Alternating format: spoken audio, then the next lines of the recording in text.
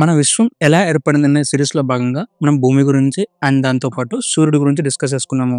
ఈరోజు ఈ వీడియోలో జూపిటర్ ఎలా మొదలైంది? ఎలా పుట్టింది? అనే దాని గురించి డిస్కస్ చేద్దాము. Let's start our video. ఈ ఆకాశంలో మిలియన్ల నక్షత్రాలు, కోట్ల గ్రహాలు, కానీ వాటన్నిటిలో ప్రత్యేకమైన గ్రహం ఏంటంటే జూపిటర్. ఇది ఒక గ్రహమే, కానీ అంత పరిమితంగా కాదు. అది ఒక రక్షకుడు, ఒక శక్తి కేంద్రం, ఒక సౌర వ్యవస్థను నిలబెట్టిన అసలు రహస్యం. కానీ అసలు ప్రశ్న ఏంటంటే ఈ జూపిటర్ ఎలా పుట్టింది? దాదాపు 4.6 బిలియన్ల సంవత్సరాల క్రితం మన సూర్యుడు కూడా ఒక సాధారణ గ్యాస్ మేఘంలో నుంచి పుట్టినవాడే. ఈ మేఘాన్ని శాస్త్రవేత్తలు సోలార్ నిబులా అని చెప్పేసి అంటూ ఉంటారు. ఇది ఎక్కువగా హైడ్రోజన్ మరియు హీలియంతో నిండి ఉంటుంది. ఈ నెబులా మధ్య భాగం సంకోచించి ఒక న్యూక్లియర్ రియాక్షన్ అయితే ప్రారంభించింది, సూర్యుడిగా మారింది. చుట్టూ ఉన్న పదార్థాలు ఒక తేలికపాటి డిస్క్లా తిరుగుతూ గ్రహాలు అయితే రూపుదిద్దుకున్నాయి. ఈ డిస్క్లోనే మొదటిగా ఏర్పడిన గ్రహం జూపిటర్. జూపిటర్ సూర్యునికి కొంచెం దూరంలో స్నో లైన్ అనే ప్రదేశం దగ్గర పుట్టింది. స్నో లైన్ అంటే అక్కడ ఉష్ణోగ్రత చాలా తక్కువగా ఉంటుంది. ఐస్, ధూళి, రాళ్ళు ఘనరూపం దాల్చే స్థలం. ఈ ప్రదేశంలో చిన్న చిన్న రాళ్ళు, ఐస్ తూకాలు తక్కువ కాలంలో గట్టిగా చేరి ఒక మ్యాసివ్ కోర్, అంటే భూమి కన్నా 10 రెట్లు బరువైన గట్టి కోర్ని అయితే ఏర్పరిచాయి. ఈ కోర్ ఒక్కసారి పెద్దదైతే దాని గ్రావిటీ చుట్టూ ఉన్న హైడ్రోజన్, హీలియంను పెద్ద ఎత్తున ఆకర్షించడం ప్రారంభించింది. అలా ఏర్పడింది మన సౌర కుటుంబంలోని అతిపెద్ద గ్రహం జూపిటర్.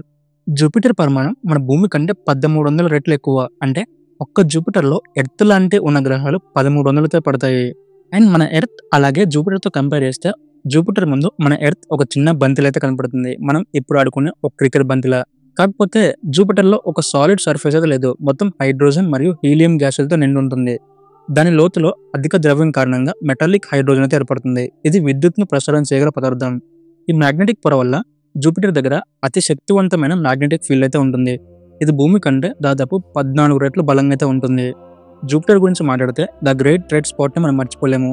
ఇది ఒక భారీ తుఫాను, భూమి కన్నా 3 రెట్లు పెద్దగా ఉంటుంది. ఇది గత 350 ఏళ్లుగా ఆగకుండానే తిరుగుతూ ఉంది. ఈ తుఫాన్లో గాలుల వేగం మేఘాల పొరలన్నీ కలిసినప్పుడు జూపిటర్ అంటే ఏదో శక్తివంతమైన ప్రకృతి రాక్షసంలా కనపడుతుంది.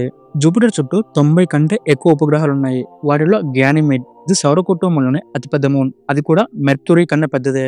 మరో ఆసక్తికరమైన ఉపగ్రహం ఐఓ. ఇది అగ్నిపర్వతంలో నిండి ఉంటుంది. ఇంకొకటి యూరోపా. దీన్ని అడుగున సముద్రం ఉండదని శాస్త్రవేత్తల నమ్మకం. అక్కడ జీవం కూడా ఉండొచ్చు అనే ఆశ ఇప్పటికీ ఉంది. ఇప్పుడు జూపిటర్ ఎందుకంత ముఖ్యమో ఇప్పుడు తెలుసుకుందాము.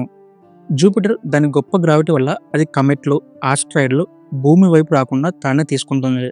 Because of higher gravity. దీనివల్లే భూమి నశించకుండా జీవం కొనసాగుతుంది. జూపిటర్ లేకపోతే మనం ఇప్పటికీ మన జీవ వ్యవస్థ ఉంటుందో లేదో కూడా తెలియని పరిస్థితి. జూపిటర్ ఒక సాధారణమైన గ్రహం అయితే కాదు. అది ఒక ప్రభావశీల శక్తి. మన సౌర వ్యవస్థ నిర్మాణంలో కీలకమైన స్తంభం. ఇది మన భవిష్యత్తును ప్రభావితం చేయగలదు. మనం గ్రహించలేని రీతిలో మన మీద ప్రభావం చూపిస్తుంది. అండ్ జూపిటర్తో పాటు మనకి ఇంకా మిగిలిన గ్రహాలు చాలా ఉన్నాయి. శని, యురేనస్, నెప్ట్యూన్, అవి కూడా అసాధారణమైనవి. మన తర్వాత వీడియోలో మిగిలిన వాటి గురించి డిస్కస్ చేద్దాము. ఈ యూనివర్స్ ఎలా ఫామ్ అయిందనే భాగంలో రిమైనింగ్ వీడియోస్ మీరు మిస్ అవ్వకుండా చూడాలని మన ఛానల్ సబ్స్క్రైబ్ చేసుకోండి. అండ్ దాంతోపాటు ఈ వీడియో నచ్చితే లైక్ చేయడం మాత్రం మర్చిపోకండి. నెక్స్ట్ వీడియో కలుద్దాము.